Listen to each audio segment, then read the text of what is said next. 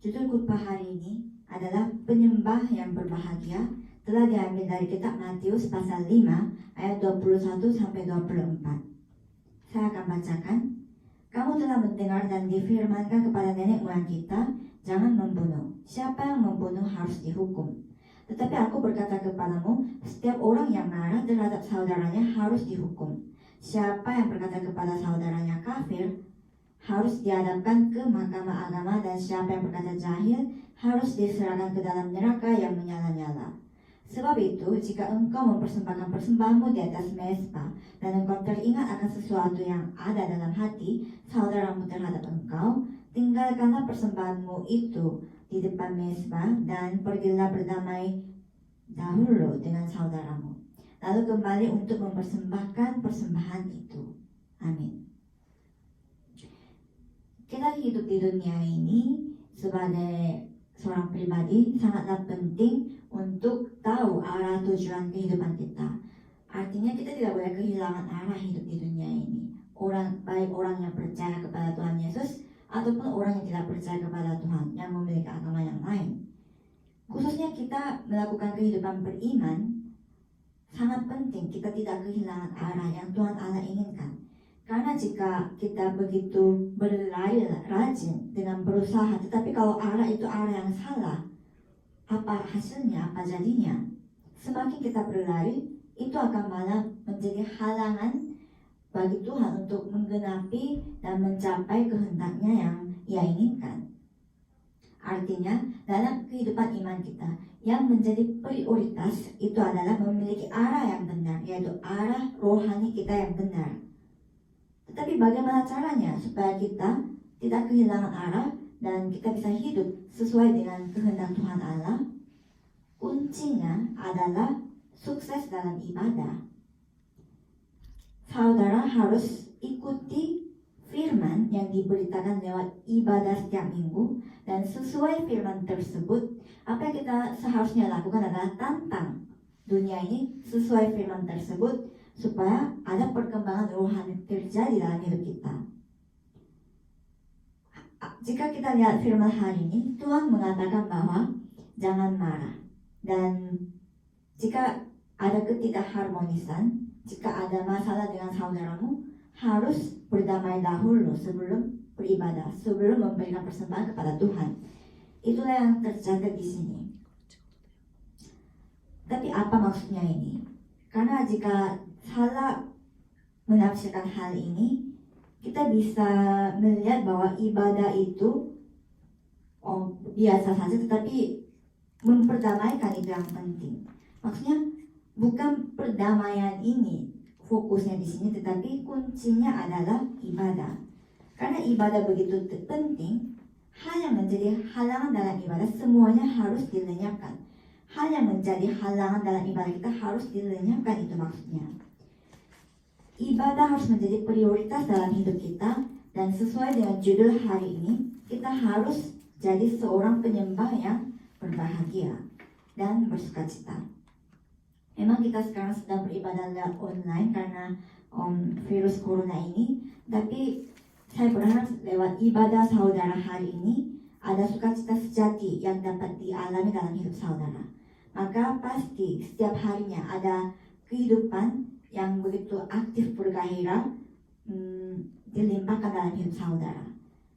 Di 3 Yohanes, seperti di 3 Yohanes pasal 1 ayat 2 dikatakan bahwa seperti baik-baik dan sehat-sehat saja dalam segala sesuatu, sama seperti jiwamu baik-baik saja. Jiwa kita baik-baik saja berarti kita memiliki pengarahan yang benar dan memiliki kehidupan beriman yang benar. Saya harap supaya seluruh jemaat Yeon lewat firman hari ini mengetahui betapa pentingnya ibadah saudara dan bisa menjadi satu kembali untuk menjadi murid 24 jam supaya kita sama-sama menjangkau 237 bangsa. Sebagai subjudul yang pertama adalah sukacita dalam ibadah. Ayat 23-24 saya akan bacakan. Sebab itu, jika engkau mempersembahkan persembahanmu di atas mezbah dan engkau teringat akan sesuatu yang ada dalam hati saudara terhadap engkau, tinggalkanlah persembahanmu di depan mezbah itu dan pergilah berdamai dahulu dengan saudaramu, lalu kembali untuk mempersembahkan persembahanmu itu. Jadi di sini mengatakan bahwa berkat yang pertama yang anak Tuhan harus terima adalah sukacita yang kita alami lewat ibadah. Dan apa yang paling penting dalam ibadah kita itu apa? Apa sukacita yang paling besar dalam ibadah? Itu adalah kita bertemu dengan Tuhan Allah lewat ibadah ini. Lewat ibadah ini kita dapat bertemu dengan Tuhan Allah kembali. Karena dengan bertemu dengan Tuhan Allah, apa yang kita peroleh adalah kekuatan yang baru. Karena kekuatan kita datangnya dari mana? Kekuatan kita datang pada saat kita bersukacita oleh Tuhan Allah. Amin. Saya percaya semua yang kita beribadah pada siang hari ini diberikan kekuatan yang baru oleh Tuhan pada saat kita benar-benar merindukannya.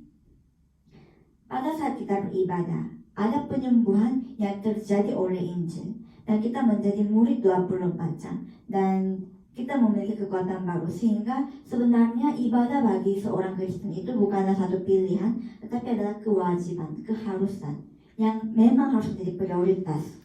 Dan kita hidup beriman di dunia ini. Apa yang kita harus lakukan adalah kita harus lihat keadaan bumi ini, keadaan dunia ini yang sedang terjadi, yaitu situasi dan kondisi kehidupan kita. Kita harus lihat ini dengan mata rohani dengan baik.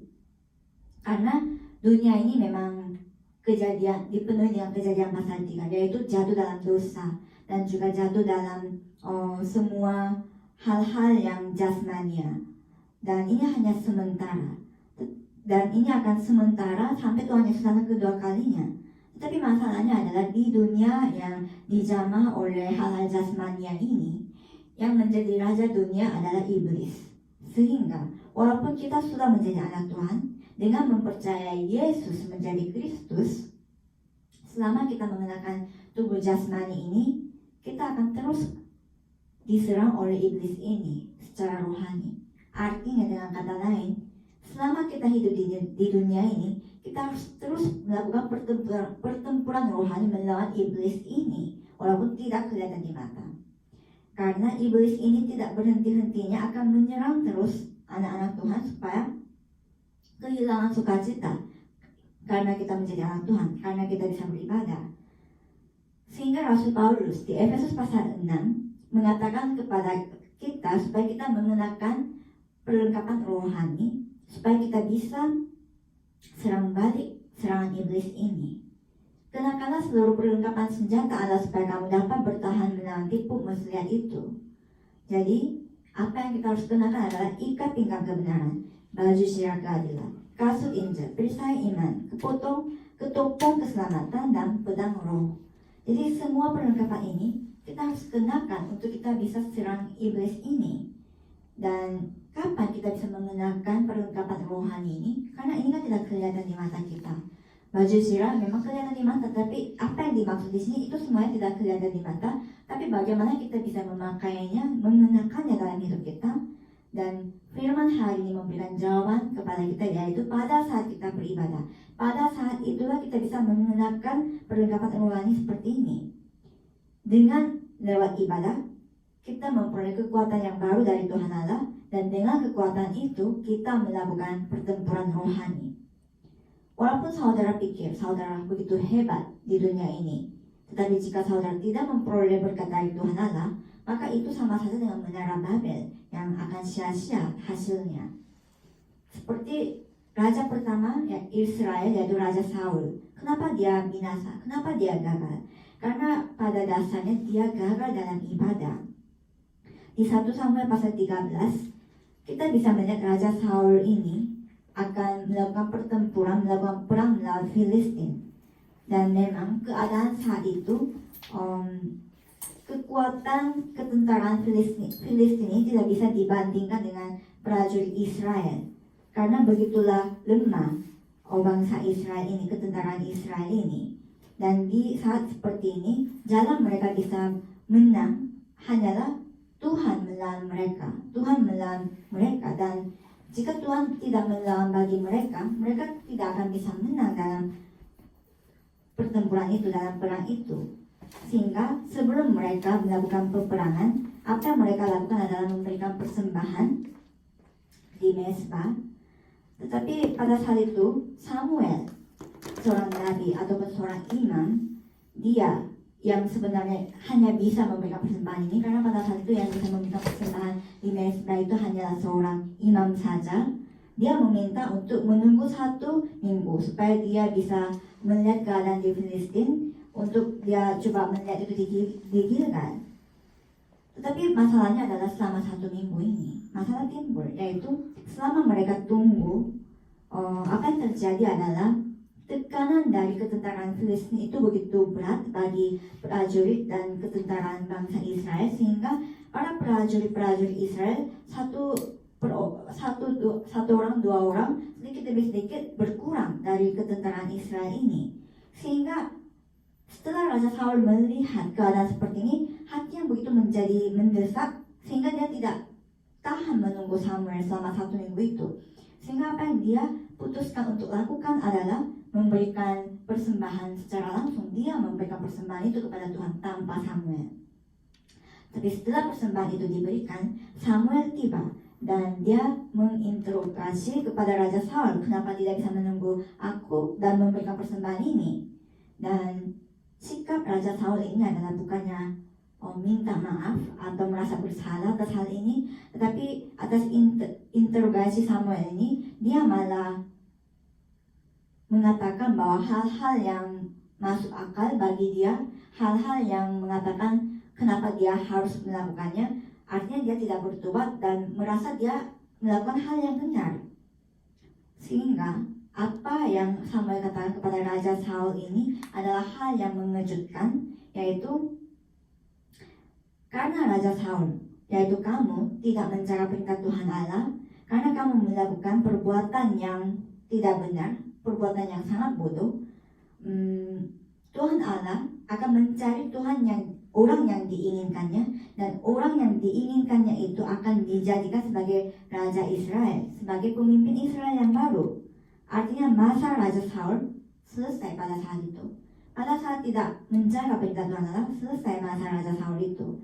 Tapi hal yang lebih menyedihkan lagi adalah setelah kejadian ini terjadi, tidak ada perubahan yang terjadi bagi Raja Saul. Tidak ada perubahan sikap. Dia tidak berlutut di hadapan Tuhan, dia tidak minta ampun kepada Tuhan, dia tidak bertobat kepada Tuhan, tetapi dia menghadapi masalah ini dengan caranya sendiri, pemikirannya sendiri, dengan sudut pandangnya sendiri, prasangka dia sendiri. Sehingga apa yang dia lakukan sebagai hasilnya adalah memakai cara manusia. Sehingga pilihan dia untuk memakai cara manusia mendatangkan kebinasaan sampai turun-temurun. Dan satu ciri-ciri yang besar bagi orang yang gagal dalam ibadah ini adalah orang yang menggunakan cara manusia. Dia menggunakan akal pikirannya, akal yang sangat sempit, sehingga karena tidak sesuai dengan firman Tuhan, dengan akal yang dia miliki, dia lebih memilih caranya dia sendiri, dia lebih memilih akalnya dia sendiri. Dia tidak menggunakan cara Tuhan, tetapi cara manusia. Dengan kata lain, bukan fokus Tuhan, tetapi fokus pada manusia. Pendeta Tozer mengatakan seperti ini mengenai terhadap ibadah. Ibadah adalah satu permata yang harus dicari oleh jemaat Kristen Injili. Apa maksudnya ini? Ibadah ini bagaikan permata maksudnya yang harus dicari, karena semua jemaat Kristen yang sekarang sedang melakukan kehidupan iman telah kehilangan permata ini. Walaupun sedang beribadah, walaupun saudara sedang beribadah, walaupun saudara datang ke gereja untuk beribadah, tapi pikiran kita di tempat lain, fokus kita di tempat lain, hati kita, kemauan kita ada di tempat lain. Sehingga ini bukan ibadah yang Tuhan inginkan, yang artinya tidak sesuai dengan kehidupan iman yang seharusnya kita harus lakukan.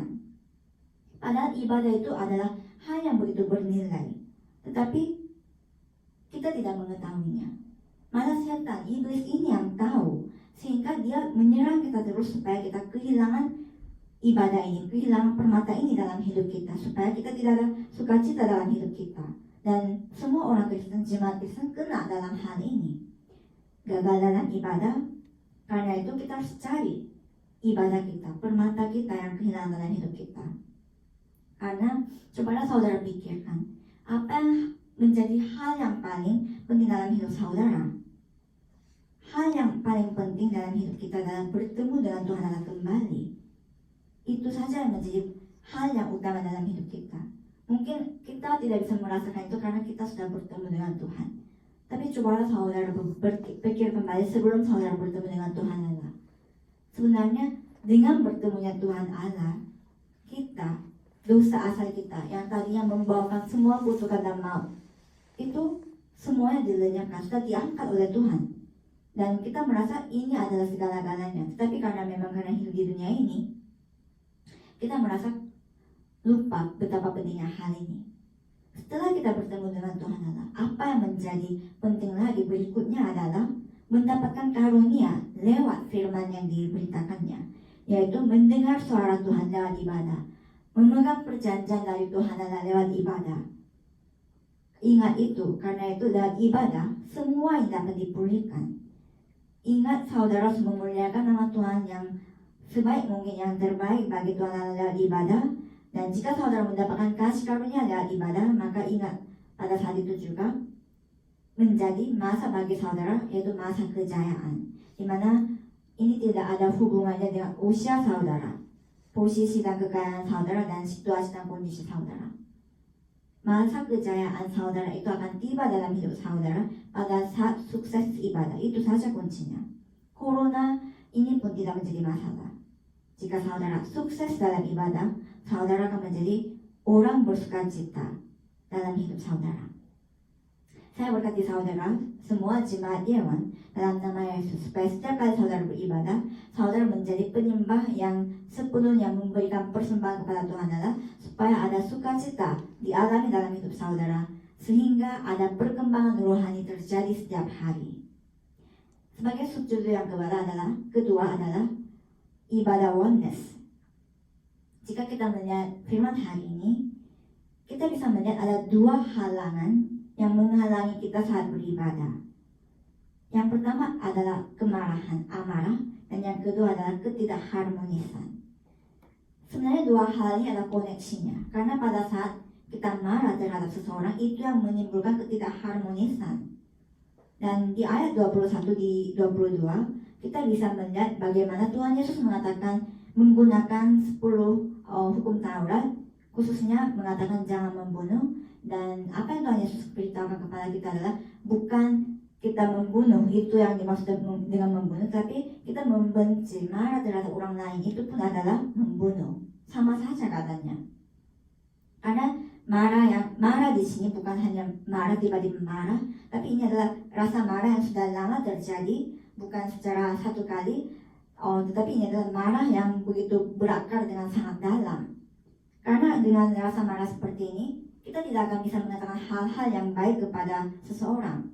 Karena di firman hari ini, apa yang kita bisa melihat adalah kamu kafir dan jahil, yaitu orang yang bodoh, orang yang tidak punya otak, ataupun orang yang tidak bernilai di hadapan Tuhan Allah. Dan itu adalah kata yang paling kasar bagi orang Israel. Dan rasa amarah ini yang ada di dalam batin kita, di dalam hati kita yang dalam, sebenarnya menjadi sumber utama, penyebab utama memecahkan semua hubungan antara manusia dan juga dengan Tuhan Allah.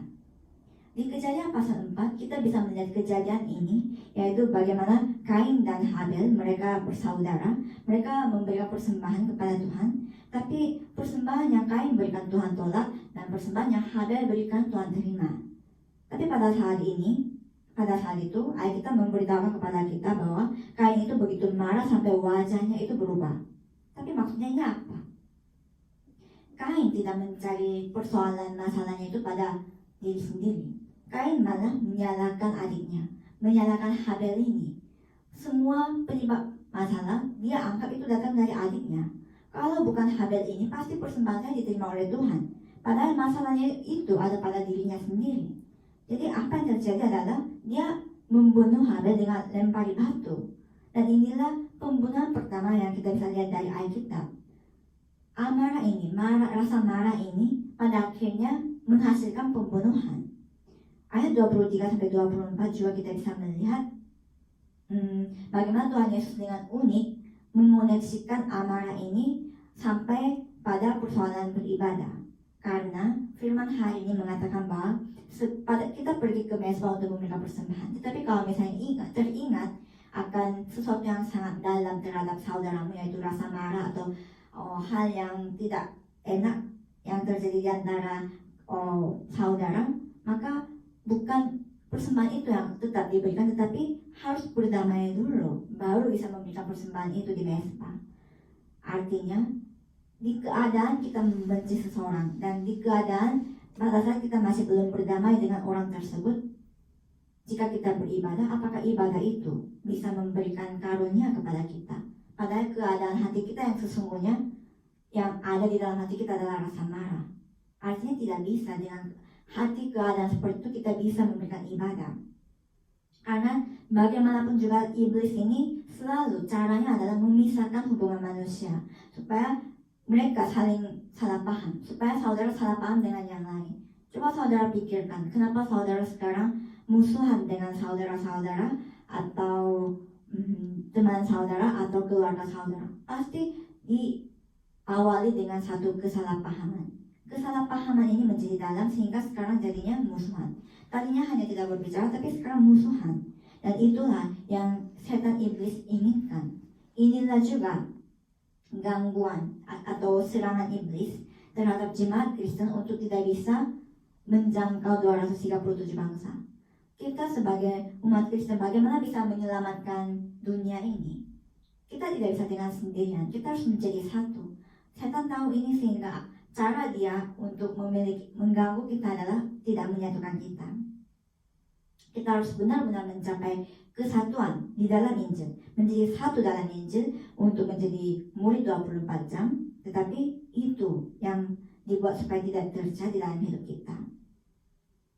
Seorang puisi dan di Inggris, tapi juga seorang pendeta, yaitu pendeta George Hubbard mengatakan tentang pengampunan bahwa orang yang tidak bisa mengampuni orang lain adalah orang yang menghancurkan jembatannya dia untuk dia lewati. Maksudnya apa? Jika kita tidak bisa mengampuni orang tersebut, sebenarnya itu bukan mematikan orang tersebut, tapi diri sendiri juga. Itu akan mematikan diri sendiri juga, bukan orang lain saja. Saya berharap supaya seluruh jemaat Yeowon tidak mendapatkan pencobaan karena hubungan manusia, tapi saya harap supaya saudara semuanya mencapai kesatuan Injil dengan memiliki natur Injil. Natur Injil ini apa? Menerima, mengampuni, dan menutupi demi Injil. Coba saudara saat ini sedang beribadah dan jika teringat dengan seseorang atas hubungan saudara dengan orang tersebut bahwa saya tidak memiliki hubungan yang baik dengan dia, jangan jadikan itu, jangan tinggalkan itu sebagai PR yang tidak akan diselesaikan, tetapi selesaikan dulu PR itu, karena itu yang akan menghidupkan diri saudara. Ibadah ini adalah berkat utama, hak istimewa seorang anak Tuhan dapat miliki, karena hubungan kita sudah diperdamaikan dengan Tuhan Allah lewat Yesus Kristus. Saya harap supaya berkat pemulihan ini diberikan oleh Tuhan, diizinkan oleh Tuhan dalam pribadi saudara, keluarga saudara, daerah saudara, dan negara saudara, supaya di dalam segala sesuatu yang saudara kerjakan ini menjadi akar dalam segala sesuatu, sehingga kita semua menjadi penyembah yang mencapai kesatuan, supaya kita tidak goyah, tetapi dengan sehati sepenuh hati dan dengan berkelanjutan kita terus memperluas kerajaan Allah di lingkungan kita, di lapangan kita. Saya memberkati saudara di dalam nama Yesus supaya kita semua menjadi murid 24 jam dalam perluasan kerajaan Allah. Sebagai kesimpulannya adalah kita di hari Jumat, persekutuan Jumat di Korea, di Gereja Yeowon, kita sekarang sedang membahas kitab Keluaran. Dan di kitab Keluaran apa yang kita bisa lihat adalah 10 hukum Taurat yang Tuhan Allah berikan kepada bangsa Israel.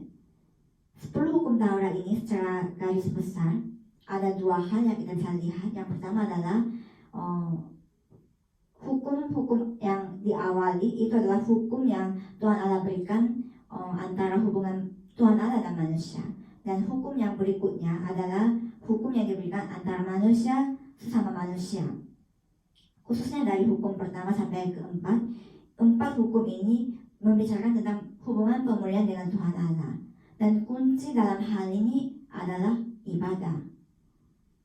Hukum pertama memberitahukan kepada siapa kita harus menyembah. Kita hanya boleh mengasihi Tuhan Allah saja. Kita hanya boleh menyembah Tuhan Allah saja. Dialah Tuhan utama yang kita harus sembah. Tidak ada yang lain. Dan hukum kedua memberitahukan cara ibadah yang sejati, yaitu cara manusia, metode manusia untuk menghadapi Tuhan Allah hanya satu saja. Dan satu cara itu adalah hanya melalui Yesus Kristus saja. Tidak ada jalan yang lain. Lewat berhala kita tidak bisa menghadapi Tuhan Allah. Karena itu Tuhan Allah mengatakan janganlah buat berhala bagimu, dan janganlah juga menyembah berhala itu, karena itu tidak akan bisa menggantikan Yesus Kristus. Dan hukum yang ketiga memberitahukan kepada kita tentang sikap kita beribadah. Kita beribadah ini bukan satu bentuk yang sudah dibentuk, tetapi kita memberikan hati kita, fokus kita kepada Tuhan. Itu harus menjadi sikap kita. Tidak boleh sikap kita itu adalah sikap yang dibuat-buat, yang adalah kebohongan. Dan yang terakhir, hukum yang keempat adalah Tuhan Allah menyuruh untuk menentukan hari khusus, secara khusus untuk beribadah, supaya kita fokus dalam ibadah tersebut. Yaitu ingatlah hari Sabat dan jagalah dengan kudus. Lewat ibadah kita akan diberikan berkat penciptaan ulang. Sesuatu yang baru akan diberikan sebagai jawaban dalam hidup kita. Inilah hal yang pertama, hubungan yang pertama Tuhan Allah bentuk, yaitu buat dengan Israel pertama kalinya. Yang paling pertama yang Tuhan Allah anggap penting, yang paling pertama yang Tuhan Allah suruh kepada bangsa Israel adalah ibadah, bukan yang lain. Saya harus ibadah ini dipulihkan dalam hidup saudara. Memang selama ini kita sudah beribadah bertahun-tahun, berhari-hari, tapi ibadah sejati ini yang kita harus temukan. Inilah permata yang kita harus cari dalam hidup kita, seumur hidup kita, supaya kita sebagai anak Tuhan tidak lupa prioritas kita dalam hidup kita, supaya kita mendapatkan berkat yang seharusnya memang kita harus dapatkan, bukan hanya sekedar dapatkan, tapi memperoleh semua yang kita memang harus kita dapatkan. Kita memang sedang beribadah lewat online karena virus corona ini, tetapi saya harap supaya hati saudara selalu merindukan untuk beribadah, supaya ada kedamaian sejati, sukacita sejati, rasa syukur sejati, kebahagiaan sejati dalam hidup saudara. Sehingga semua jemaat gereja Leon dipenuhi dengan hidup Yesus dalam hidup saudara, supaya hidup saudara bergairah, beraktivitas, sehingga dapat mempengaruhi orang-orang sekitar saudara, lingkungan saudara. Saya memberkati saudara semuanya di dalam nama Yesus Kristus, supaya semuanya menjadi penyembah yang berbahagia. Amin.